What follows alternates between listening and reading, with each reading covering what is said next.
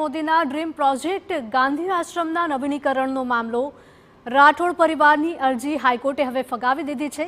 આશ્રમ ટ્રસ્ટની જગ્યા પર અધિકારના દાવા કર્યા હતા।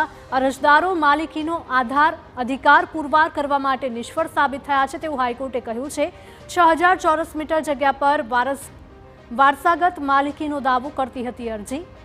1930-40માં મહાત્મા ગાંધીજીએ તેમના પૂર્વજો માટે ભેટમાં આપવામાં આવી હોવાનો દાવો કર્યો હતો અને વિવાદિત જમીનમાં વણકરવાસ સહિતની જગ્યાઓનો સમાવેશ હતો।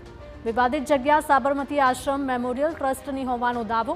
વિવાદિત જમીન પર રાઠોડ પરિવારનો કોઈ જ હક ન હોવાનો ટ્રસ્ટે દાવો કર્યો છે। ટ્રસ્ટ વતી હાજર થયેલી GH વોર્ડની રજૂઆતને ધ્યાને રાખી કોર્ટે નિર્ણય આપ્યો છે। હાઈકોર્ટના નિર્ણય બાદ હવે નવીનીકરણનું કામ ઝડપી બનશે।